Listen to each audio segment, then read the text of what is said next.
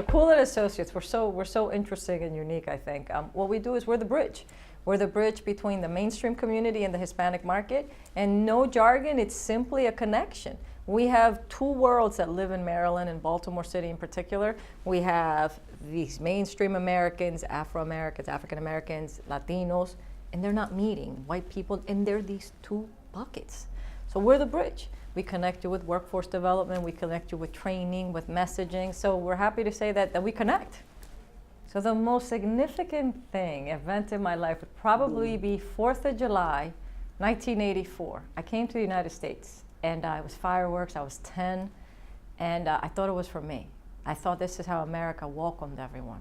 So to this day, it is the most magnificent moment. Obviously I'm a mom, I'm married, and all that has its place.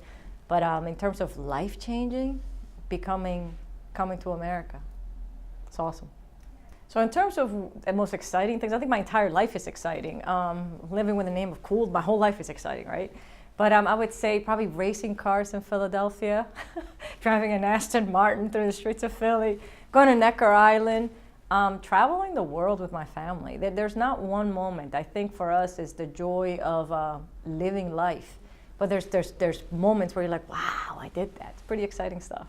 So, when we talk about bucket lists and we talk about what happens next, there's a lot of big plans for me. I tend to let serendipity take over, and I open myself up to things. I've gone to summer camp with entrepreneurs. That was pretty awesome because I was open to the idea. But I love to see the Northern Lights. I love to go to an African safari. I love to be in all continents. And not just seeing, but living them. I want to go to a market in Tuscany and get fresh produce and make that meal. And to have it with friends and family by my side, it's the joy. Obviously you can travel the world and be alone and it's fine, but to share the laugh, to share the story. We went to Necker Island and we were in the middle of the Caribbean Sea, and there was like 5, 6 of us in a dinghy, and we all stopped and we're looking at the sky. Yeah, I could have done that alone. That would have been awesome. But you're sitting on a dinghy with friends that share the same mission in life, and we're up looking at the Caribbean stars. So that was pretty epic. It's pretty epic.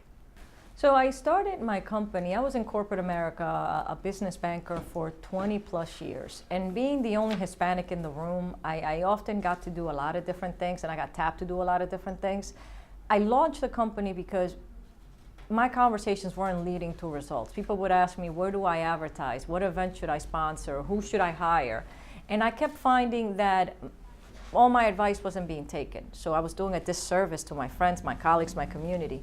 So in terms of shifting my business, it started as a shift. It started as a gap not being serviced. And I straddle both cultures. I am an American and I am a Dominican, both at the same time.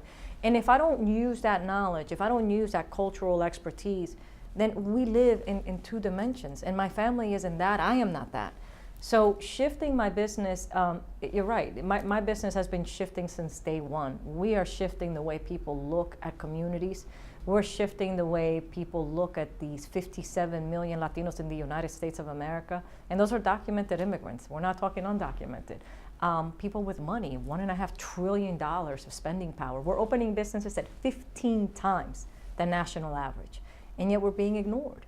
So that's a business opportunity for retailers, for restaurants, for clothes makers. So for me, it's not just about the business and the economies of it, but it's the access to the culture and the fact that 1 in 4 kindergartners is a Latino. And if we're not paying attention to those numbers, where are you going to be in 10 years? Who's your nurse? Who's your doctor? So if we're not engaging in assimilating that population in the most effective way possible, we as a community, as a society, are doing ourselves a disservice. My greatest hope for the world, right? We can all get along. I would say appreciation. Diversity is a word that's bantered around, and people kind of their eyes glaze over, and they fidget and think that it's tired and jaded. I have a gay friend, I have a black friend, I'm fine. They don't understand that diversity encompasses diversity of thought, diversity of background, diversity of religion, how you grew up, urban versus rural, small family, big family. Forget gender and race for a moment. That is how different we are. And we are so frustrating. We are so, as a people, so close-minded. And we assume that because you're white, because you're black, because you're a man, because you're this, you can't possibly understand me. So my greatest hope for us as a people is that we come to anything with an open mind. Don't prejudge. You don't know the path I've walked. I don't know the path you've walked. I can't go into an interview, a meeting, a negotiation, a transaction, assuming, oh, you're going to be nasty, or you're going to be great, or this is going to be easy. I think if everyone did it that way, money would be free-flowing, and love would be free-flowing. Life would be nicer, sweeter. So Latino Innovators Pitch. Okay, so this is something I created 2 years ago because I kept hearing people telling me that Latinos were only landscapers and food truck and cleaners. So I wanted to show them that we weren't. So we went ahead and created this competition where Latinos could pitch their craziness, right? And from hot sauces, from Peruvian chilies, to innovative legal services, to social media content, to Spanish language magazines. It's been an amazing ride. We have a call center that supports healthcare and the Department of various government agencies. I mean, there are all these opportunities, and again, we're just busting every single misconception. We got people looking at us going, oh, you have that accent, or you're not from here. You obviously, are you landscaping? What is it that you do again? So I love shocking people, and they go, well, where did you learn to speak English? You mean where I get my master's degree in finance? You mean my undergrad in finance? Educated in the United States? So I love that people have, again, the misconceptions, and we bust them up. And the Latino pitch was about that. It's about showing the world that we're more than the generalizations and stereotypes you've seen. So we do it once a year. We do it typically to coincide with Hispanic Heritage Month and the Maryland Hispanic Business Conference. So October of this year, we'll be doing that. And you'll have an invitation. Okay. So you can check us out in action. So what we do is the winner gets a year of expert support. So along with the bridging that we do, part of the challenge of those businesses that are opening is we don't have access, we cannot scale, we don't know how to scale, we don't know how to negotiate, we don't know how to network. So what we do is we bring you a panel, we bring you rock stars. So Brian Leggett, Eliza Graham, our Shift was a supporter.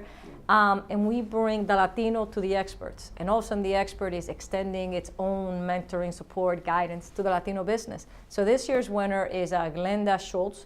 She has an events company that focuses on social and corporate events. But it's grassroots. It's her idea, and the panel is helping her from branding, logos, to logistics, to the financing piece. So it's pretty awesome stuff.